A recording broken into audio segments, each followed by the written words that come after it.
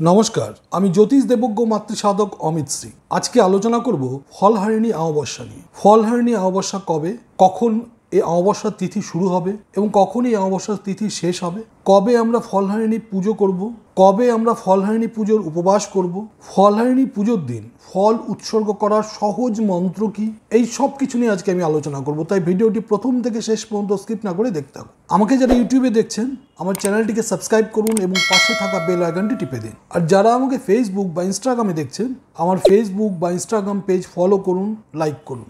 ভিডিওটি ভালো লাগলে সকলের সঙ্গে শেয়ার করতে ভুলবেন না। ফিরে আসছি মূল আলোচনায়। যারা বৃহৎ কুষ্টি করাতে চাইছেন অর্থাৎ লাইফ টাইম প্রেডিকশন চাইছেন, অথবা যারা 5 বছর 10 বছর 20 বছর বা 30 বছরের ইয়ারলি প্রেডিকশন চাইছেন, তাদের জন্য এক খুশির খবর। আপনারা এখন থেকে আমাদের কাছে পেয়ে যাবেন পার্সোনালাইজড হরোস্কোপ। আপনার জন্ম তারিখ, সময় ও স্থানের ভিত্তিতে আপনার নিজস্ব হরোস্কোপ, যা আপনারা পিডিএফ ফরম্যাটে অথবা কালার প্রিন্ট কপি অর্থাৎ হার্ড কপির মাধ্যমে পেয়ে যেতে পারেন। আপনারা আপনাদের প্রয়োজন মতো 8697190840 এই নম্বরে ফোন করে অর্ডার দিতে পারবেন। ফিরে এলাম মূল আলোচনায়। আমি জ্যোতিষ দেবজ্ঞ মাতৃসাধক অমিত শ্রী। আজকে আলোচনা করছি ফলহারিণী অমাবস্যা নিয়ে। জ্যৈষ্ঠ মাসের অমাবস্যা তিথিতে হয় এই ফলহারিণী অমাবস্যা।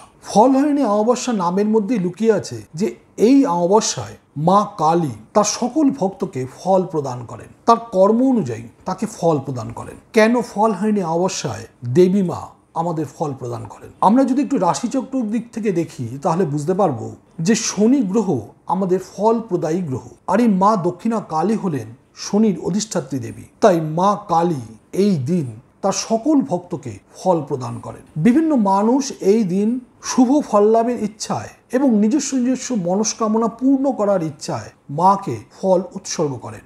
মাকে ফল উৎসর্গ করার যে মন্ত্রগুলি রয়েছে সেগুলো সবগুলোই আমি বলবো, তবে তার আগে বলবো এই ফলহারিণী অমাবস্যা কখন শুরু হবে এবং কখন শেষ হবে। আগামী 22শে জ্যৈষ্ঠ 1431 বুধবার, ইংরেজি 5ই জুন 2024 সন্ধ্যা 7টা 15 থেকে শুরু হবে ফলহারিণী অমাবস্যা এবং এই অমাবস্যা শেষ হবে 23শে জ্যৈষ্ঠ 1431 বৃহস্পতিবার, ইংরেজি 6ই জুন 2024 বিকেল 5টা 53। অর্থাৎ আমরা ফলহারিণী অমাবস্যা পালন করব 22শে জ্যৈষ্ঠ 1431 বুধবার, ইংরেজি 5ই জুন 2024।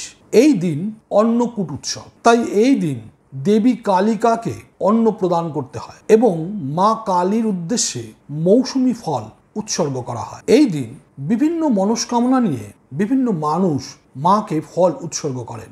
যে কোনো একটি সংকল্প করে মাকে ফল উৎসর্গ করা যায়, তাহলে সেই সংকল্প বা সেই মনোবাসনা অবশ্যই পূর্ণ হয়। এবার বলবো মাকে এই ফল উৎসর্গ করার কি সহজ মন্ত্র রয়েছে। আমি দু একটি মন্ত্র বলবো, যেটা আপনাদের সহজ মনে হবে আপনারা সেই মন্ত্র দ্বারা মাকে ফল উৎসর্গ করতে পারবেন। প্রথম যে মন্ত্রটি বলবো সেই মন্ত্রটি হলো ওং বিষ্ণুরম তৎসৎ অদ্য জ্যৈষ্ঠ মাসি বৃষ রাশিস্থে ভাস্করে কৃষ্ণপক্ষে অমাবস্যাং তিথৌ।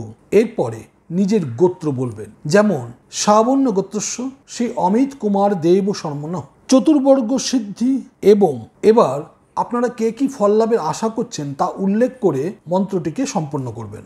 অমুক ফলপ্রাপ্তি কামনায় অহং ফলদানং করিষ্যামি। এছাড়া অন্য একটি মন্ত্র দ্বারাও আপনারা ফল উৎসর্গ করতে পারেন। সেই মন্ত্রটি হলো ওং ফলমূলানি গ্রাম্যরণানি জানি চ নানাবিধ সুগন্ধিনী গৃহদেবী মমাচিরম এতানি ফলমূলানি ওং নমঃ শ্রী শ্রী দক্ষিণা কালিকায় নমঃ অথবা ওং নমঃ শ্রী শ্রী কালিকায় নমঃ। এছাড়া ফল উৎসর্গ করার জন্য আরেকটি সহজ এবং অত্যন্ত কার্যকারী মন্ত্র রয়েছে। একটি বাটিতে অথবা একটি থালায় আপনারা যে সকল ফলকে উৎসর্গ করবেন সেই ফলগুলোকে রাখবেন। এরপরে গঙ্গাজল ছিটা দেবেন, 3 বার গঙ্গাজল ছিটা দেবেন, গাং গাং গাং। এরপরে সামান্য ফুল এবং গঙ্গাজল নিয়ে সেই ফলের মধ্যে দিয়ে এতে গন্ধপুষ্পে নমঃ অধিপতয়ে শ্রী বিষ্ণবে নমঃ সম্প্রদানায় শ্রী শ্রী দক্ষিণা কালিকায় নমঃ অথবা সম্প্রদানায় শ্রী শ্রী কালিকায় নমঃ। এই মন্ত্র পাঠ করে সেই ফলের পাত্রটি মা কালীর কাছে এগিয়ে দেবেন। এতে শাস্ত্রবিহিতভাবে আপনার ফল উৎসর্গ কার্য সম্পন্ন হবে। এরপরে পুজো সমাপ্তির পরে এই ফল নিয়ে কোনো প্রবাহিত জলে বিসর্জন দিয়ে দেবেন, অথবা সেই ফল প্রসাদ হিসাবে অন্য সকলের মধ্যে বিতরণ করবেন। আপনার মনোবাসনা পূর্ণ না হওয়া পর্যন্ত নিজে সেই ফলগুলি কখনোই ভক্ষণ করবেন না। এতে খুব দ্রুত মনস্কামনা পূর্ণ হয় এবং ফল লাভ করা সম্ভব হয়। এই হলো ফলহারিণী পুজোর সার কথা। ভিডিওটি যদি ভালো লাগে অবশ্যই জয় মা কালী বলুন এবং সকলের সঙ্গে শেয়ার করুন, লাইক করুন, কমেন্টস করুন। ভালো থাকবেন, সুস্থ থাকবেন। আবার দেখা হবে পরবর্তী ভিডিওতে। নমস্কার।